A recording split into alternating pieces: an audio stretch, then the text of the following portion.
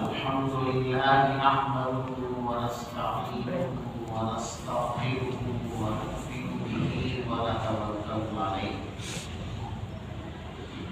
ونعوذ بالله من شرور أنفسنا ومن سيئات أعمالنا من يهده الله فلا مضل له ومن يضلله فلا هادي له ونشهد أن لا إله إلا الله ونشهد أن محمدا عبده ورسوله صلى الله تعالى عليه وعلى آله وأصحابه وبارك وسلم تسليما كثيرا أما بعد. قال النبي صلى الله عليه وسلم إنما أنا بعثت معلما وقال بعثت لأتمم مكارم الأخلاق أو كما قال صلى الله عليه وسلم. حضرات علماء کرام، سب سے پہلے تو یہ بات ذہنوں میں بٹھا لیں، اس مجلس میں ہم معلم اور متعلم کا رشتہ لے کر کے نہیں بیٹھے. آپ اور ہم سب ایک ہی ہیں. میں بھی ایک طالب علم ہوں اور آپ سب بھی طالب علم ہی ہیں. اس لیے کہ طلب علم کے لیے رسول پاک صلی اللہ علیہ وسلم نے جو مدت متعین فرمائی ہے، اس مدت کا اختتام ہوتا ہے انسان کی زندگی کے اختتام کے ساتھ. اس لیے زندگی کے آخری مرحلے تک ہم سب کو یہی سمجھنا چاہیے کہ ہم سب طالب علم. طالب علم دو طرح کے ہوتے ہیں مذاہب. ایک وہ جن کو اصطلاح میں شاگرد کہا جاتا ہے، ایک وہ جن کو اصطلاح میں استاد اور معلم کہا جاتا ہے. لیکن حقیقت میں دونوں ہی طالب علم ہیں، اور زیادہ بڑا طالب علم وہ ہے جسے معلم اور مدرس بنا کر بٹھا دیا جاتا ہے.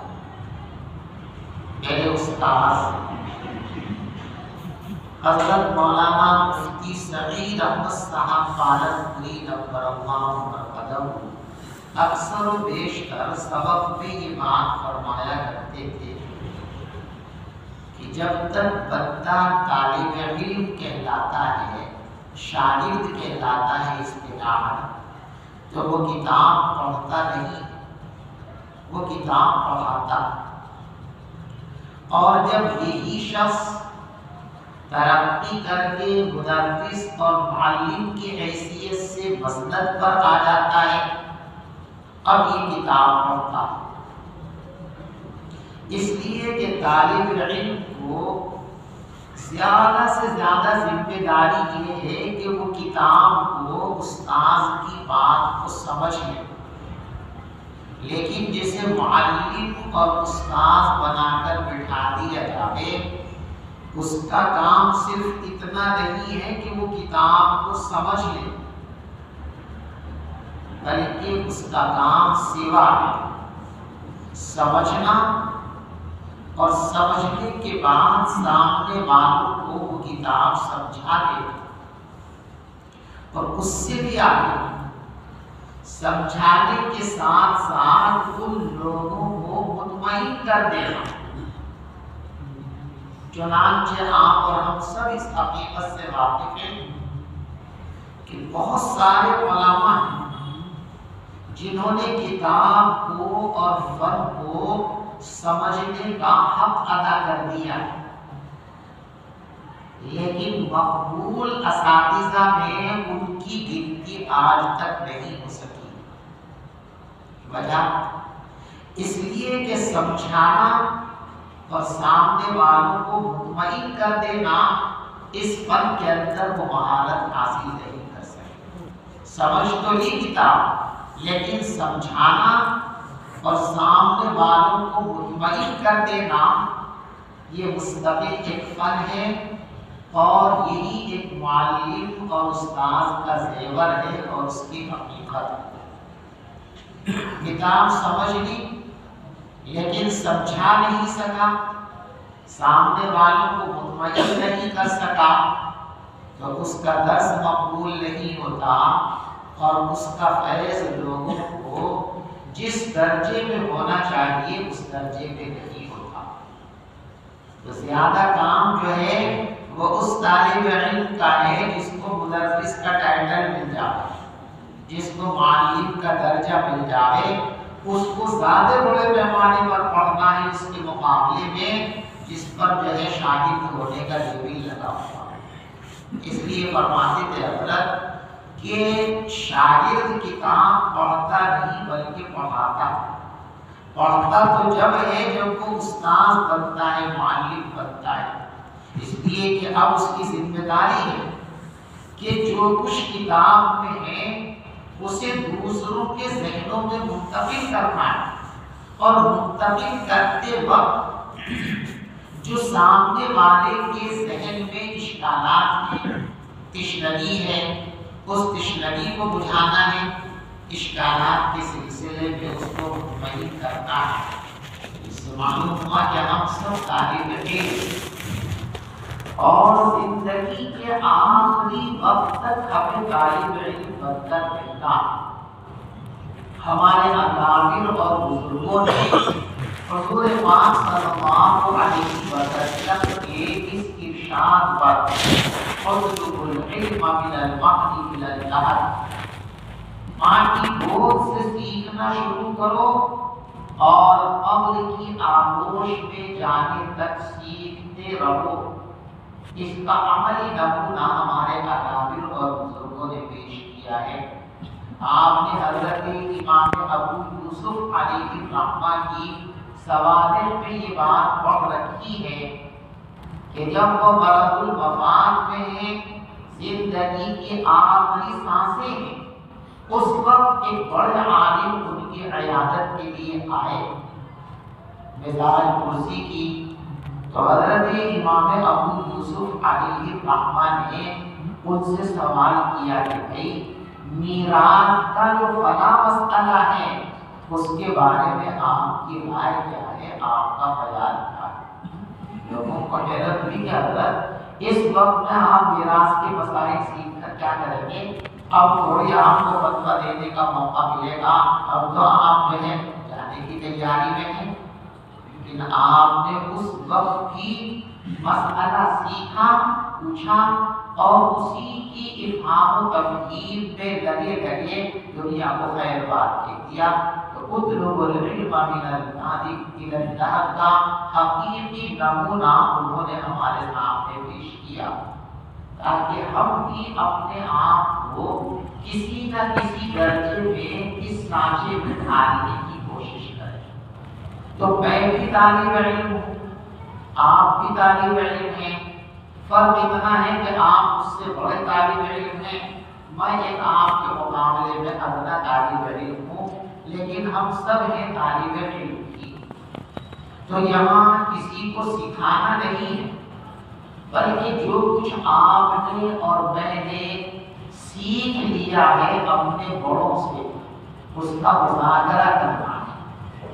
جیسے ہمارے طلبہ روزانہ استاذ کے سامنے سبق پڑھتے اور مغرب کے بعد اور عشاء کے بعد کوئی ایک طالب علم اس آموزہ کو دہراتا ہے جسے ہم تکرار کہتے ہیں، تو اس تکرار میں ایسا نہیں کہ یہ تو جو ہے اس کے شاگرد ہو گئی، استاد ہو گیا، یہ سب بیچارے طالب علم ہیں، بس کیا کر رہے ہیں؟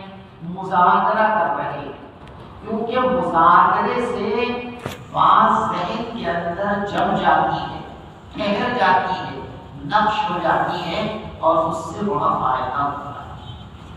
اللہ نے خود فرمایا وذکر فإن الذکریٰ تنفع المؤمنین، ہم ایمان والوں کے سامنے ایمانیات کو دہراتے رہیے، اسلامیات کو دہراتے رہیے، بتاتے رہیے، پڑھاتے رہیے، اس لیے کہ بار بار بتاتے رہنا اور دہراتے رہنا یہ مسلمانوں کے لیے فائدے کی چیز ہے۔ جتنی بات کو جتنی مرتبہ سنیں گے اتنی بات تو دل کے اندر زیادہ کر جاتی ہے۔ تو ہم سب ایک ہی کشتی کے سوار ہیں اور ہمیں اپنی اس حیثیت پر اللہ تبارک و تعالیٰ کے سامنے شکر گزار ہونا چاہیے، کیونکہ انسانوں کو اللہ نے جتنے مشاغل عطا فرمائے ہیں ان مشاغل میں سب سے بہترین مشغلہ جو ہے وہ علم دین کو سیکھنا اور سکھانا ہے۔ چنانچہ حلیۃ الاولیاء کی کتاب ہے، آپ میں سے اکثر حضرات نے سبھی نے شاید پڑھی ہوگی، اس میں حضرت سفیان ثوری رحمۃ اللہ علیہ کا مقولہ نقل کیا گیا ہے کہ اگر نیت صحیح ہو تو دین کے سیکھنے اور سکھانے سے بہترین کوئی مشغلہ دنیا کے اندر نہیں۔ ان کے شاگردوں نے پوچھا کہ حضرت نیت کے صحیح ہونے کا مطلب اور معیار کیا ہے؟ ارشاد فرمایا یرید به وجہ اللہ والفوز بالآخرہ، صحیح نیت کا معیار و مصداق یہ ہے کہ ہم اس پڑھنے اور پڑھانے سے اللہ کی رضا اور خوشنودی کے طلبگار ہوں اور آخرت میں کامیاب ہو جانا یہ ہماری منزل اور یہ ہمارا مقصد ہو۔ دو باتیں اگر آئی کہ ہم اس لیے پڑھ رہے ہیں، اس لیے پڑھا رہے ہیں کہ اللہ تبارک و تعالیٰ ہماری اس نفع و برکت سے، ہماری اس کام اور محنت سے خوش ہو جائیں اور ہم آخرت کے اندر کامیاب ہو جائیں۔ یہ جس نے نیت باندھ لی اس کی نیت درست اور صحیح ہے، اور جس کی نیت درست ہے اس کا عمل درست ہے، اور جس کا عمل درست ہے وہ کامیاب لوگوں کو شامل ہوتا ہے۔ تو ہماری نیت گویا کہ فرمایا کہ سب سے بہترین کام جو ہے وہ دین کو سیکھنا اور سکھانا۔ جب یہ سب سے بڑی دعوت ہے میرے دوستو، تو قرآن کی تعلیم کے مطابق اس کی قدردانی اور شکر ہماری ذمہ داریوں میں شامل لازمی، تو ہمیں اس کی قدردانی کرنی ہے اور اس کا شکر ادا کرنا ہے۔ قدردانی یہ ہے کہ ہم اس کا حق ادا کریں۔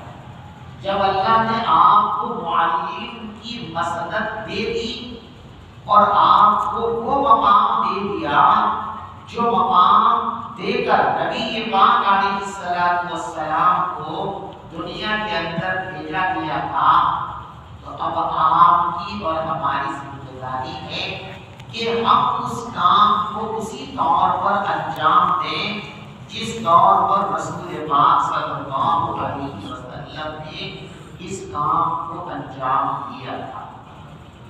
رسول پاک صلی اللہ علیہ وسلم نے اپنے اس کام کو دو حصوں میں بانٹا۔ انما انا بعثت معلما، ایک کام، وبعثت لاتمم مکارم الاخلاق، یہ دوسرا کام۔ یہ جو دونوں کام اس حدیث پاک کے اندر رسول پاک صلی اللہ علیہ وسلم نے بیان فرمائے ہیں، ان دونوں کاموں کو ہم مختصر لفظوں میں کہہ سکتے ہیں تعلیم و تربیت۔ یعنی ایک ذمہ داری ہماری ہے تعلیم، علم صحیح اپنے شاگردوں کے دلوں میں منتقل کر دینا، یہ ہے تعلیم۔ اور دوسری چیز ہے ذمہ داری تربیت۔ تربیت کا مطلب ہے اخلاق نبوت کو اپنے طلباء کی زندگی کے اندر اتار دینا۔ یہ دو کام جس نے کر دیے وہ رسول پاک صلی اللہ علیہ وسلم کا سچا جانشین کہتا ہے۔ نمبر 1 تعلیم، نمبر 2 تربیت۔ تو تعلیم سب پڑھی ہم نے، بڑوں سے ہی پڑھا ہے کہ تعلیم کا مطلب ہے علم صحیح کو جانچ کر، پہچان کر اور اس کو اپنے شاگردوں کے ذہن اور ان کے دل و دماغ کے اندر منتقل کر دینا، یہ ہے تعلیم۔ اور نبوت کے جو اخلاق ہیں، پیغمبر علیہ السلام کا جو کردار ہے، اس کردار کو اپنے شاگردوں کی زندگی میں اتار دینا، اس کا نام ہے تربیت۔ یہ دو ہمارے کام ہیں، ایک تعلیم اور ایک تربیت۔ جہاں تک تعلیم کا تعلق ہے، اس مسئلے کو حل کرنے کے لیے ہمارے اکابر نے، بزرگوں نے ایک نصاب مرتب کیا۔ تمام ضروری فنون سے متعلق کچھ کتابیں طے کی ہیں کہ ان کتابوں کو ہمیں اپنے شاگردوں کو پڑھانا ہے اور ان کے ذہنوں کے اندر ان کتاب کی روح کو منتقل کرنا ہے۔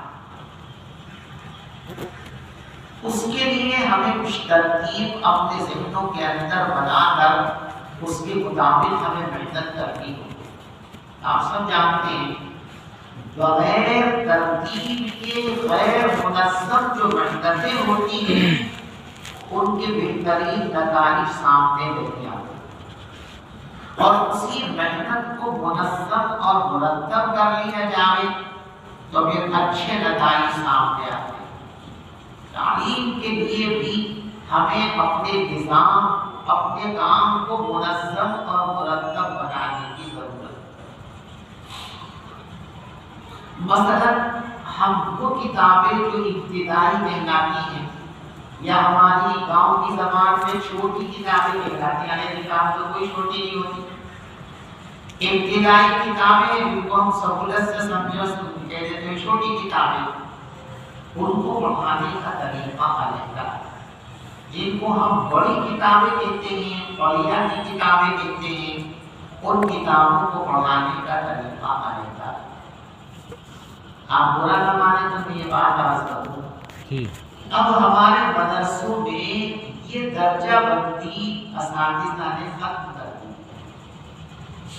چھوٹی کتابوں کو پڑھانے اور بڑی کتابوں کو پڑھانے کے لیے یکساں انداز ہم نے اختیار کرنا شروع کر دیا ہے، جس کا نتیجہ یہ ہے کہ ہمارے طلباء کی بنیادیں کمزور سے کمزور تر ہو رہی ہیں۔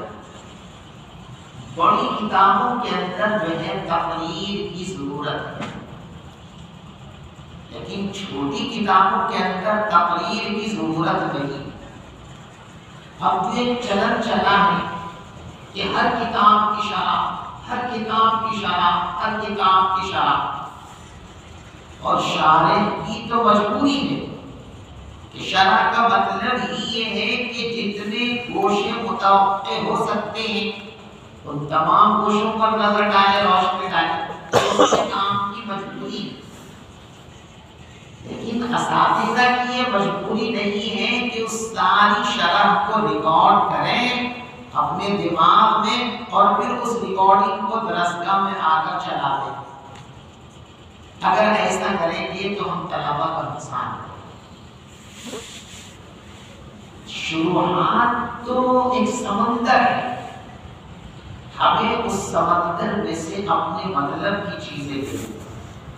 مطلب کا مطلب یہ ہے کہ ہمیں اپنے طلباء کے درجے کو، ان کی استعداد کو سامنے رکھ کر یہ طے کرنا ہے کہ اس سارے حاصل مطالعہ سے کتنی باتیں ہمارے بچے قبول کر سکتے ہیں، ان کا تحمل کر سکتے ہیں، ان کو سنبھال سکتے ہیں۔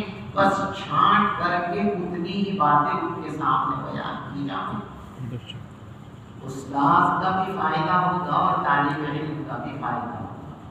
اور اگر ساری شرح کو دماغ میں ریکارڈ کیا اور صبح آ کر وہ ریکارڈنگ ہم نے چلا دی، نہ ہمیں پتا ہم نے کیا کہا، نہ طلباء کو پتا کہ حضرت نے کیا فرمایا، تو تو اس کا خاطر فائدہ نہیں ہو سکتا. یہ آپ سب جانتے ہیں. بنیادی اور چھوٹی کتابوں میں بچوں کو لمبی لمبی تقریریں سنانے کی چندہ ضرورت نہیں. کتاب کے الفاظ ہی ان کے ذہنوں کے اندر نقش کرنا ضروری ہے. اس کو آپ ایسے سمجھیں کہ جب کوئی نقاش تصویر بناتا ہے تو پہلے کچی پینسل سے خاکہ بناتا ہے. جب وہ خاکہ مکمل بن گیا اب اس میں وہ رنگ بھرتا ہے. آپ نے دنیا میں کسی پینٹر کو نہیں دیکھا ہوگا کہ وہ خاکہ بنائے بغیر رنگامیزی کر دے. کرے گا تو سارا رنگ ختم ہو جائے گا. خاکہ بناتا ہے اور اس خاکے میں پھر رنگ بھرتا ہے. یہ جو چھوٹی کتابیں جن کو ہم کہتے ہیں ابتدائی بنیادی کتابیں، ان کی حیثیت ہے کچی پینسل کا خاکہ. اس میں رنگ نہیں بھرنا ہمیں، اس میں ہمیں ان کتابوں کو چھو کر ان کے ذہنوں کے اندر اتار دینا، کیونکہ اسی خاکے پر کر بڑی کتابوں کے اندر ہمیں رنگ بھرنا ہے. اگر یہ خاکہ ہم نے درست بنا دیا تو پھر اس کے اندر جو زیب و زینت کریں گے ہم بڑی کتابوں کی تقریروں کے ذریعے، وہ سارے رنگ اپنی اپنی جگہ پر سیٹ ہو جائیں گے اور ایک بہترین عالم کی تصویر انشاءاللہ ہمارے سامنے ہے. ایک بہترین محقق، مفتی، محدث اور بہترین فقیہ ہم امت کو دینے میں انشاءاللہ کامیاب ہو جائیں گے. اسی لیے آپ کو یاد ہے، مجھے بھی یاد ہے کہ جب بچپن میں ہم لوگوں نے میزان، منجلد وغیرہ یہ کتابیں پڑھی تھی تو اس میں جو صرف صغیر اور صرف کبیر ہے اس کو رٹوانے کا طریقہ ہم جانتے، بس رٹ لیا کافی نہیں تھا. لیکن صرف صغیر کو ایک سانس میں 5 مرتبہ سناؤ ہوتا تھا نا. مطلب کیا تھا کہ یہی بنیاد ہے. اس کو کسی طریقے سے جمع دو ذہن کے اندر. یہ جم گیا تو کل جب ہم ان کو علوم و معارف پیش کریں گے تو وہ ساری چیزیں اپنی اپنی جگہ پر سیٹ اور فٹ ہو جائیں گی. تو صرف صغیر اگر کوئی طالب علم ایک سانس میں 1 مرتبہ سناتا تھا تو اس کو یاد کرنا بھی مانا جاتا تھا. استاد اس پر مطمئن نہیں ہوتے تھے، اس کو واپس کر کے یاد کرو. جب تک وہ اس صرف صغیر کو 5، 4، 6 مرتبہ ایک سانس میں نہیں سناتا تھا تب تک اس کے سبب کو یاد نہیں مانا جاتا. رٹاؤ اس کو، رٹاؤ اس کو، رٹاؤ اس کو، اور رٹ جائے گا، اس کے ذہن میں بیٹھ جائے گا. اسی کے مطابق کل ہم اس کے لیے کام کریں گے انشاءاللہ. اب صرف صغیر کتنی یاد ہے؟ 2 مرتبہ بھی شاید اب بہت سے لوگ سننا گوارا نہیں کرتے، وقت ہی نہیں ہوتا. ایک دفعہ سنا دیا، معاف کیجیے گا کیونکہ ہم سب بیٹھے ہیں، ہم اپنی کمزوریوں پہ مذاکرے کے لیے بیٹھے ہیں. اب ہماری بڑی کمزوری یہ ہے کہ پہلے جو ہمارے اکابر اساتذہ گزرے ہیں وہ سمجھتے تھے کہ تعلیم اور تربیت دونوں ہمارا فرض منصبی ہے. پھر ذرا انحطاط آیا تو اساتذہ کا ذہن بنا کہ بھئی ہمارا کام تعلیم دینا ہے، آپ پڑھائیں گے ہم جب کر کے، باقی تعلیم تربیت یہ جانے اور انسان جانے. پھر اور انحطاط آیا تو اب ہم جیسے نالائقوں کا حال یہ ہے کہ اب ہم یہ کہتے ہیں بھئی ہمارا کام ہے ڈیوٹی. 8 بجے سے مدرسہ ہے، 11 بجے تک ہے، تو 8 سے 11 تک درسگاہ میں بیٹھنا یہ ہمارا کام ہے. اب کون طالب علم پڑھتا ہے، کون نہیں پڑھتا ہے، کتنا پڑھتا ہے، یہ ہماری ذمہ داری تھوڑی ہے. بھائی ہماری ذمہ داری تو ڈیوٹی ہے نا. یہاں بدل دیجیے میرے دوست، آپ ڈیوٹی والے نہیں ہیں، آپ نبوت کی ذمہ داریوں کے حاملین ہیں. آپ کی ڈیوٹی گھنٹوں میں، آپ کی ڈیوٹی ایام میں بڑھی ہوئی نہیں ہے. آپ بتا سکتے ہیں کہ رسول پاک صلی اللہ علیہ وسلم نے اپنی زندگی میں اپنے اس تعلیم و تربیت کے کام میں کوئی چھٹی کی ہے؟ کوئی ایک حدیث کسی کو یاد ہو تو بتا، کوئی ایک حدیث بھی پورے ذخیرے حدیث میں میرے نام اس علم میں نہیں ہے کہ رسول پاک صلی اللہ علیہ وسلم نے اپنے اس تعلیم و تربیت کے فریضے کی ادائیگی میں ایک دن کے لیے چھٹی کی ہو، میرے علم میں ایسا نہیں۔ 24 گھنٹے آپ اور ڈیوٹی، 24 گھنٹے ڈیوٹی کرتے، کوئی وقت ایسا نہیں تھا جس وقت آپ امت کی تربیت سے غافل رہے ہوں، ایسا کوئی وقت ہی نہیں تھا۔ ہم وقت تعلیم و تربیت اس کے سوا آپ کی زندگی کا کوئی مقصد ہی نہیں تھا۔ اور یہ جو چھٹی ہے نا، چھٹی میں بھی لیتا ہوں، آپ بھی لیتے ہو۔ میں نے پہلے کہا کہ میں کو یہ نہیں کہ میں لیتا ہوں، میں کسی کو چھٹی کی عربی کیا ہے اور تم کے لفظی معنی کیا ہے؟ بیکاری۔ چھٹی کا مطلب ہی بیکاری ہے۔ ہم پہ چھٹی اتنی سوار ہے کہ چھٹیوں کے لیے پورے سال ہماری نگاہیں کب چھٹی ہوگی۔ یعنی اللہ آپ کو باکار بنانا چاہتا ہے، آپ کی توجہ بیکار بننے پر ہے۔ معطلہ کے معنی بیکاری کے، کسی کام کے نہیں رہے معطلہ۔ اسی معطلہ سے نکلا نا معطل، کہ جب کسی کو کوئی تم کام کے جو کام سے ہٹو، آپ کو معطل کیا جاتا ہے۔ معطل ہونا پسند کرتے ہو تو معطل ہونے کا، بیکار ہونا اس کا مطلب ہے۔ اب آپ کہیں گے کہ صاحب کوئی آپ زیادہ بڑے حکیم الامت بن کے آئے، ہمارے اکابر نے تو چھٹیاں کی ہیں، یہ بھی ہماری غلط فہمی ہے۔ ہمارے مدرسوں میں جمعہ اور رمضان کی جو چھٹی ہے، اس کا مطلب چھٹی ہے ہی نہیں۔ اگر ہم یہ سمجھتے ہیں کہ ہمارے بزرگ جمعہ کی چھٹی کرتے تھے، رمضان کی چھٹی کرتے تھے، تو یہ ہماری طرف سے ہمارے اکابر پر زبردست بہتان۔ ہمارے اکابر کے یہاں جو جمعہ تھا اور رمضان تھا، وہ چھٹی کا دن نہیں تھا، نہ چھٹی کا مہینہ تھا۔ مصروفیات کی تبدیلی کا وقت تھا۔ ہفتے کے 6 دن تعلیم میں لگائیں گے، عبادت روٹین کے مطابق کی۔ جمعہ کے دن ہم روٹین سے ہٹ کر کے سارا دن عبادت کے اندر لگائیں گے، عبادت کے اندر لگائیں گے۔ ہمارے اکابر کا جمعہ چھٹی کے لیے ہرگز نہیں ہوتا تھا۔ اگر ایسا سمجھتے ہو تو اکابر کی توہین کرتے ہو۔ تبدیلی مصروفیت کے لیے تھا، ذکر، اذکار، نوافل، عبادت۔ 6 دن ہم نے جو ہے ایک لمیٹڈ محدود وقت کے اندر عبادت کی ہے، اور زیادہ وقت ہم نے تعلیم و تربیت کے اندر لگایا۔ جمعہ کے دن ہم تعلیم و تربیت پہ تھوڑا کم وقت لگائیں گے، اور باقی وقت ہم جو ہے عبادت میں، نوافل میں، ذکر میں، اذکار میں لگائیں گے۔ آپ ان کی زندگی اٹھا کے دیکھو، کہیں آپ کو اکابر کی زندگی میں جمعہ بیکار ہے۔ ہمارا جمعہ بیکار ہو گیا۔ عجیب بات ہے، جس دن کو آقا نے فرمایا تھا سید الایام، ہم نے اس کو افضل الایام بنا دیا۔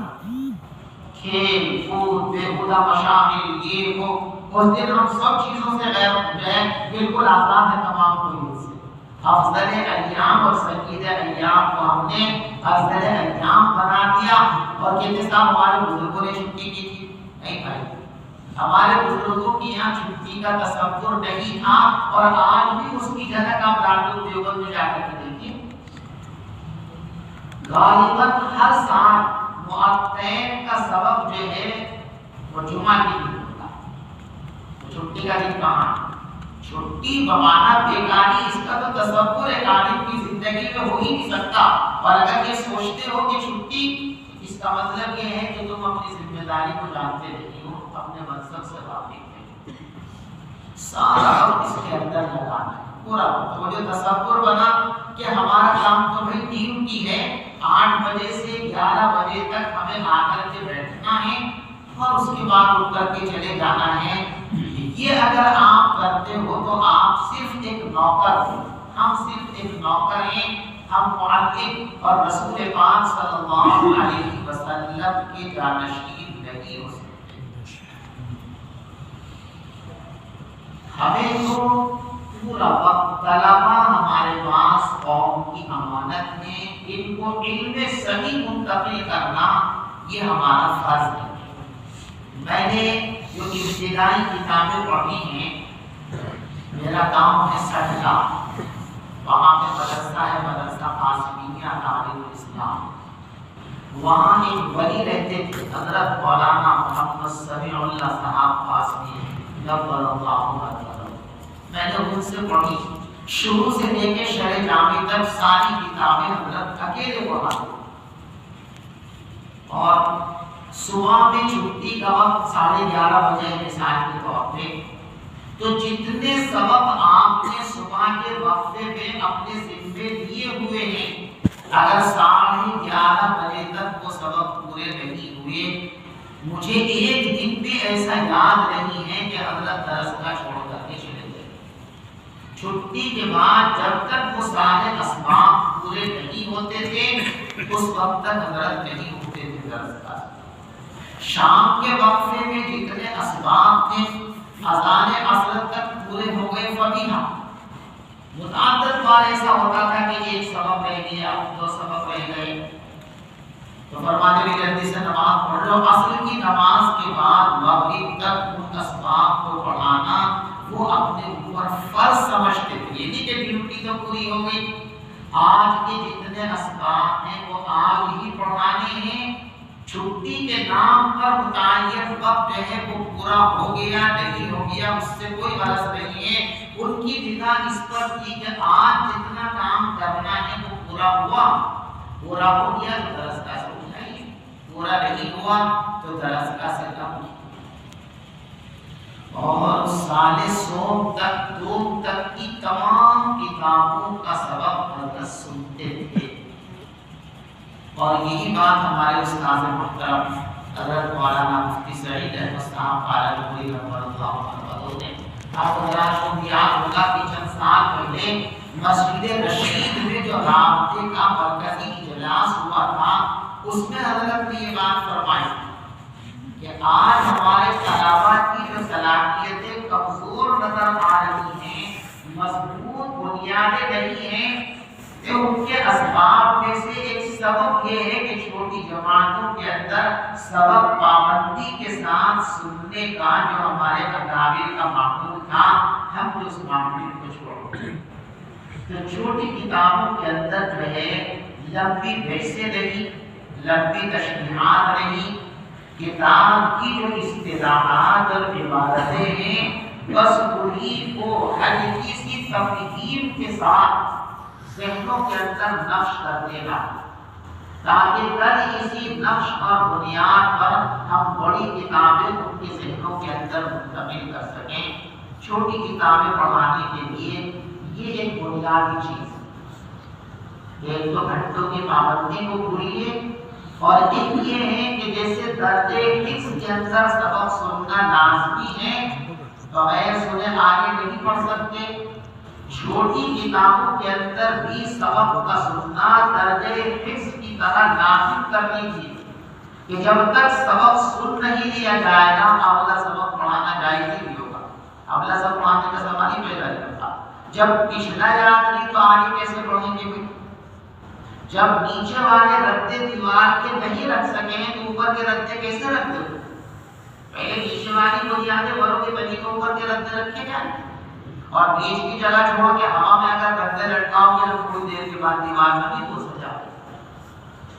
تو اس کے اندر جیسے سبق سننا لازمی ہے، ایسے فارسی سال اول سال دوم تک تو کم سے کم حفظ کی طرح لازم کر لینا چاہیے کہ ہر کتاب کا ہر سبق ہر بچے سے سننا۔ اب ہر بچے سے سننے میں چونکہ وقت بہت چاہیے، اس کے لیے ایک ترتیب ہے۔ آپ پوری جماعت میں 10 طلبہ ہیں، ایک دن ان 3 سے سن لیجیے، دوسرے دن ان 4 سے سن لیجیے، تیسرے دن پیچھے والے 6 سے سن لیجیے۔ اکثر کا سن لیجیے. تو جب طلبا کو یہ رہے گا کہ کسی پہ سن سکتے ہیں تو ہر ایک طالب علم یاد کر کے آئے گا. کوئی بغیر تیاری کے آپ کی درس میں نہیں آئے گا, سب تیار ہوگا. تو ابتدائی کتابوں کے لیے ہمیں 2 کاموں کو خاص طور سے دھیان رکھنا ہے. پہلا کام, ابتدائی کتابوں میں تقریریں نہیں کرتے. ابتدائی کتابوں میں لمبے لمبے بیان نہیں کرتے ہیں. نفس کتاب بس نفس مفہوم سمجھا کر ان کو حفظ کرانا ہے, رٹوانا ہے طوطے کی طرح, بالکل حفظ قرآن کی طرح ان کا سبق سننا ہے. یہ کام اگر ہم کریں گے انشاءاللہ ہمارے جو بچے ابتدائی جماعتوں کے اندر ہیں وہ بنیادی مضبوطی کے ساتھ آئیں گے بڑی جماعتوں کے اندر. اور جب بڑی جماعتوں میں مضبوط ہو کر کے آئیں گے تو اب ان کو جو ہم بڑی کتابیں پڑھائیں گے, آپ بڑی کتابیں پڑھائیں گے, وہ انشاءاللہ ماہر بن کر کے بڑے ذمہ دار علماء بن کر کے نکلیں گے. اور وہ یقیناً حضور پاک صلی اللہ علیہ وسلم کی جانشینی کا حق ادا کریں گے, اپنے بزرگوں کی یادگار بنیں گے. ذرا اوپر کی کتابیں ہیں تو ان اوپر کی کتابوں کے اندر اب تقریر اور مطالعہ اس کی ضرورت ہے. مطالعہ یہ ہر مدرس کے لیے فرض سے کم کا درجہ نہیں رکھتا. بغیر مطالعے کے پڑھانے کا جو ایک رواج بن گیا ہے اس سے بچیے. شیخ الادب حضرت مولانا اعزاز علی صاحب نور اللہ برکتہ اللہ کے درجات کو بلند فرمائے. ان کا اپنا ایک انداز تھا, وہ فرماتے تھے کہ بھائی بغیر مطالعے کے کتاب پڑھانا ایسا ہے جیسے کتاب کے ساتھ زنا میں جبر ہو رہا. اب آپ بتائیں زنا میں جبر یعنی کہیں کی برائیاں, زنا یہ خود ایک بدترین قسم کا گناہ اور اس میں جبر بھی شامل ہو گیا تو گلے لگیم چڑھا اور زیادہ اس کے اندر بدبو اور خباثت پیدا ہو گئی. فرماتے بغیر مطالعے کی کتابیں پڑھانا یہ ایسا ہی ہے جیسے کتاب کے ساتھ زنا میں جبر کرنا. تو مطالعہ لازم. اب مطالعہ کیسے کریں؟ مطالعہ ماشاءاللہ سب سمجھدار ہے, لیکن بہت سے ہمارے نئے فضلاء مطالعہ کیسے کرتے ہیں. کتاب جو ان سے متعلق ہوتی ہے اس کی شرح مطالعہ اور کتاب کو رکھی ایک طرف اور پوری شرح کو مکمل طور پہ اشارہ یاد کرتا ہے, ذہن میں بٹھاتا ہے. قیامت تک بھی اس طرح آپ نہ کتاب سمجھ سکو گے اور نہ کتاب کو تمام پڑھ سکو گے. مطالعے کی ترتیب یہ ہونی چاہیے کہ سب سے پہلے آپ کتاب کا متن اس کو مکمل حل کریں, اس کے بعد حواشی پر نظر ڈالیں. ان دونوں کاموں کو کرنے کے بعد 60-70% 80% تک آپ کتاب کے اوپر قابو پا چکے.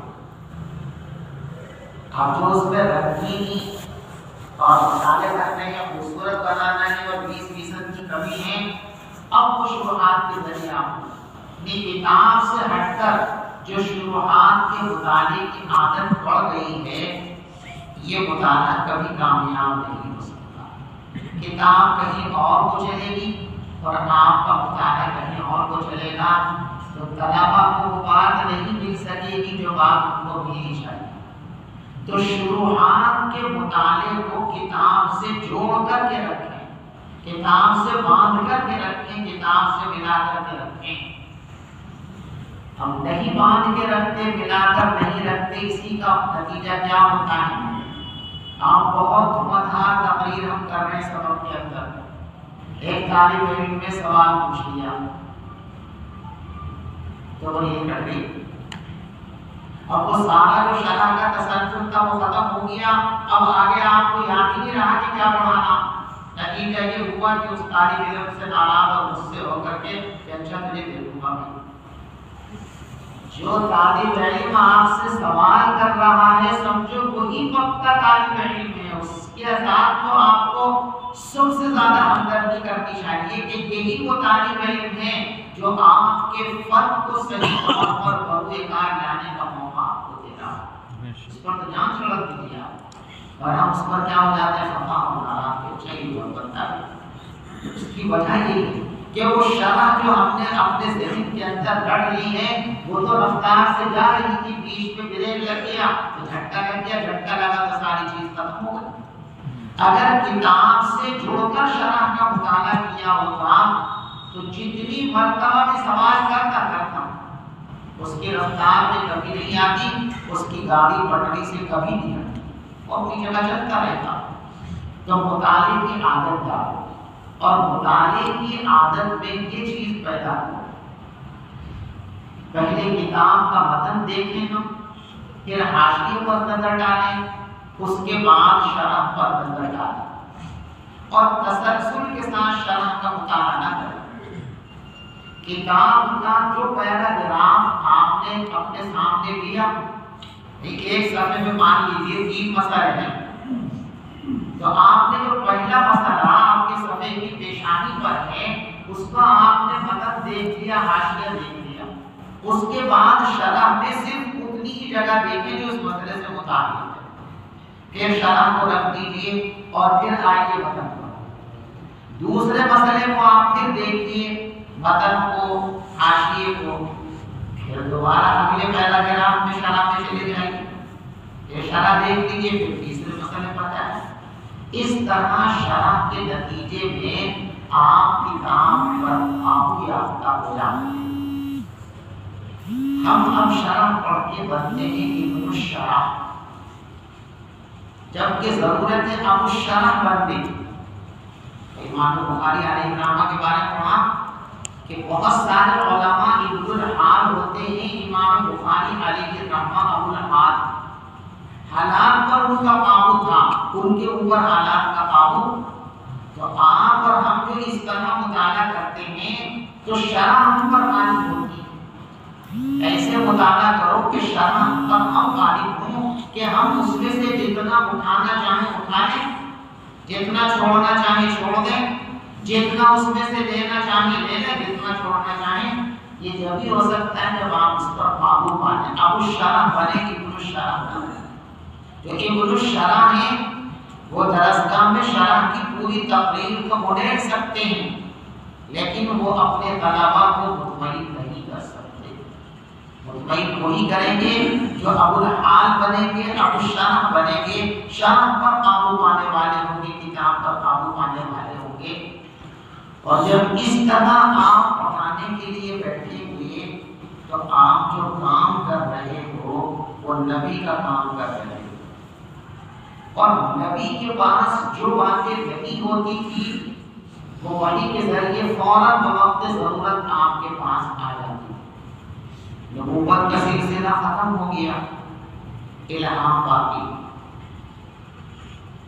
آپ میں سے اکثر لوگوں کو اس کا تجربہ ہو کہ جب صحیح کتاب پر قابو کر کے پڑھانے بیٹھتے ہیں اللہ سے لو لگا کر، تو دوران سبق بہت ساری باتیں ذہن میں وہ آتی ہیں جو سبق شروع کرنے سے پہلے وہم و خیال میں بھی نہیں ہوتی۔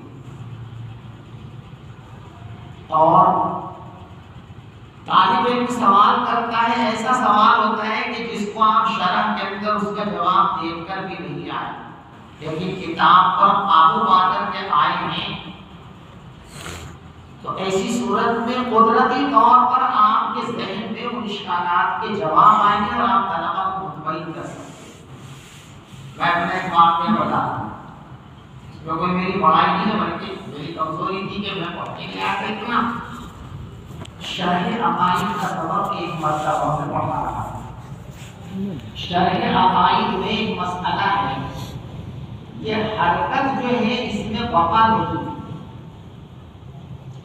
دنیا کی ہر چیز متحرک ہے، کوئی چیز ثابت نہیں، ہر چیز متحرک ہے، لیکن یہ جو حرکت ہے اس میں تجدد ہے، کیونکہ ہمیں دیکھتا ہے صاحب وجود موجود ہے، تو کہتے ہیں وجود جو حرکات کا ہے وہ وجود حادث ہے، باقی نہیں۔ ہر آن فنا ہوتا ہے اور ہر آن اس کی جگہ